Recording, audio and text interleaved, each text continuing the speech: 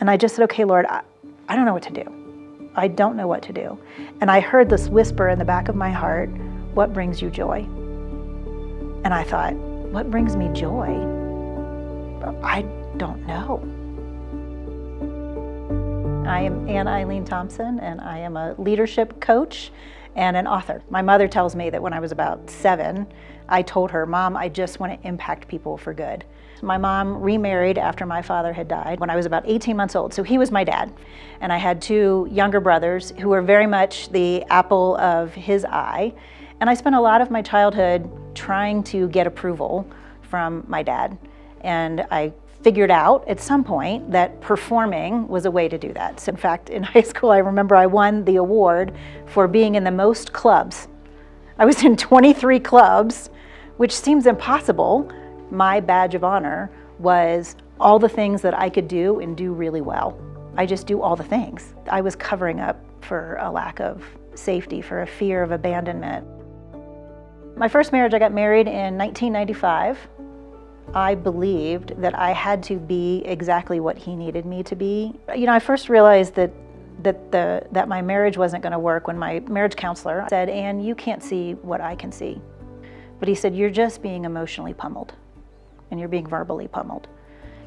It's like all of a sudden everything clicked into place when I recognized that he just wasn't in a place where he was going to be able to be the man, the husband, the father that I thought he was capable of being at some point.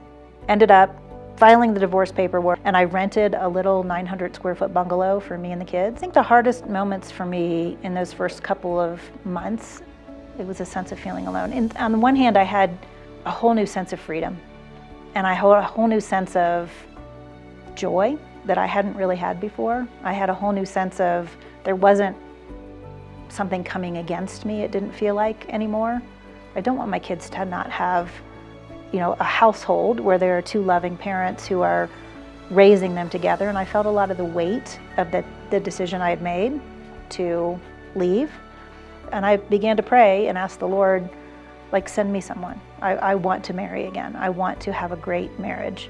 I want my kids to see what a great marriage looks like. And so I just began to pray and ask for what I wanted. And it was interestingly about that time that I ran into Rich. I hadn't seen Rich since high school. We went to high school together. And I went to a divorce small group rebuilding thing at another church because my ex was still going to the church that I had been part of. So I showed up at this divorce rebuilding group and looked across the room and saw Eileen Thompson, who I hadn't seen since 1990 or something, and I literally heard the Lord say, you're going to marry him.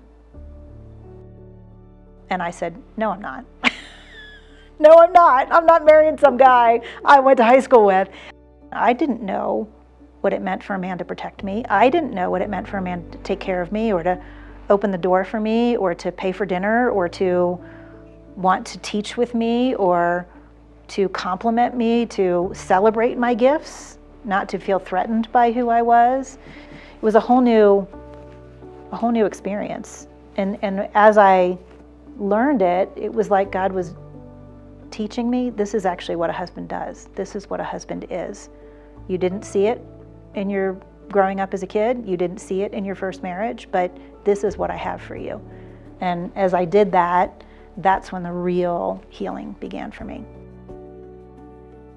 I loved my time at Procter & Gamble. I started my career there in 1995, and I loved everything about that place. But even still, even though I loved it, every year or so, I kind of spent some time, really concentrated, intentional time with God, asking him, do you want me to stay here?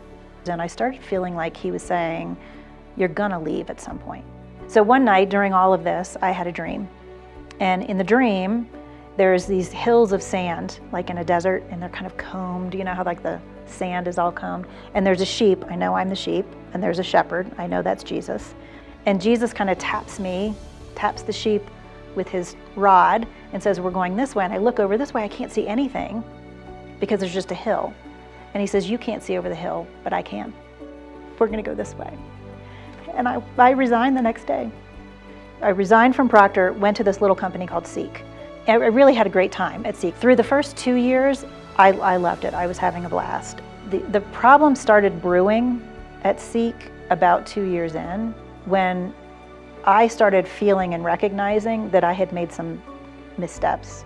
I had kind of placed myself at the top of the organization chart when I wasn't the top of the organization chart, and I was pretty disrespectful to the leaders without realizing it. I was telling my coworkers how they weren't doing things correctly and how we should do it this way, and the coworkers were listening to me. So in some ways it felt good, and in some ways I started to recognize, wait a minute, this is probably a problem. And so that went on for another couple of years until 4 years in, which is when they fired me. I walked in one day and they sat me down and said, hey, financially, and we just can't afford to keep you, which I recognize now was true. And culturally, I had started doing things that just weren't helpful to the company. They were creating a cancer in the organization, and so they fired me.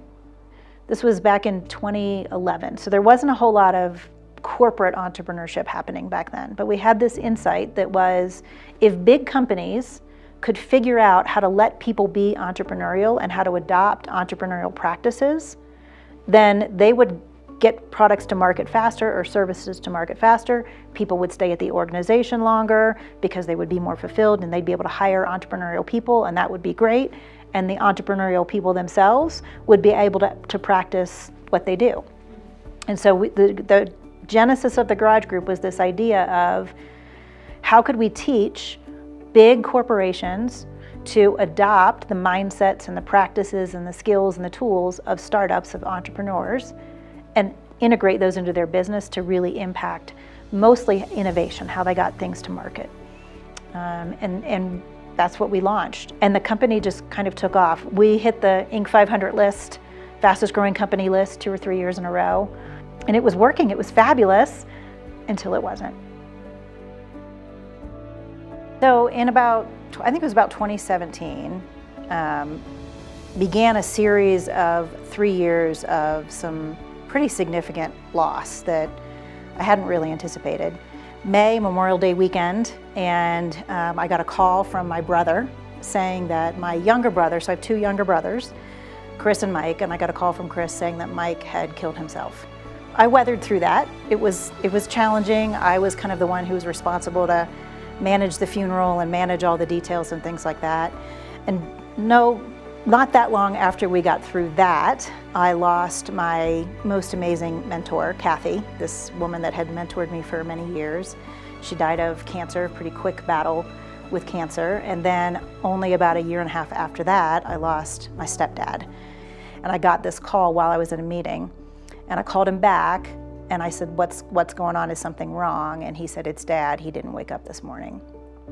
And I remember sitting at my desk and I heaved just a huge, like, guttural cry, and then that was it. And I went back to work.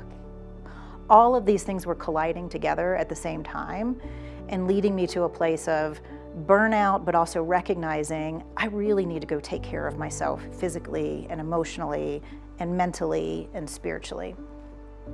About 10 years after we started the Garage Group, after I'd taken a step back, after I had kind of cut my hours, eventually we sold the company. And I remember at the time, Rich and I had talked about me taking a little bit of a sabbatical.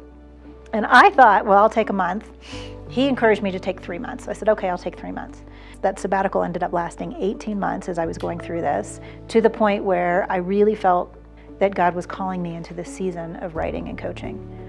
Yeah, the sabbatical was such an important season of preparation. I viewed it initially as a season of rest, but I recognize now it was a season of preparation. The ability to step back and see the own patterns in my own life and heal from those was paramount to me being able to really be fully me and fully authentic with people that I would coach, to be fully authentic in my writing, to share from the heart, to share without shame, to be able to talk about the things that I had been through, starting with my career. That's what the book is about, but then even going beyond that. A lot of my coaching with folks starts with career, but what's interesting is probably because of what I've been through, and because of what I learned during that time off, I recognize the issues we have with our work are usually tied to some other thing we have going on emotionally, or with our family, or with our past, or with some kind of trauma that we've been through.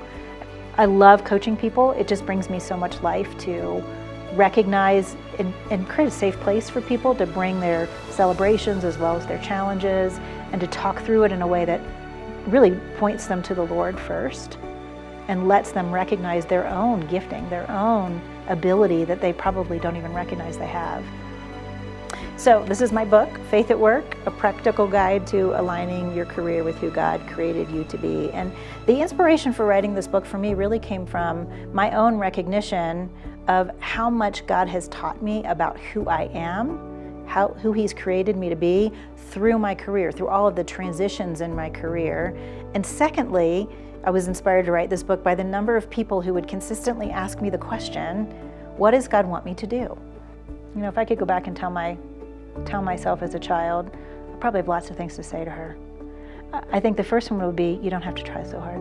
And when I think about legacy, I think a lot of it is about, for me, telling the story of this journey of going from performance is the only way to get my worth to, no, I inherently have worth. When you do use the things that God has given you, I want that journey, I want people to get to that faster.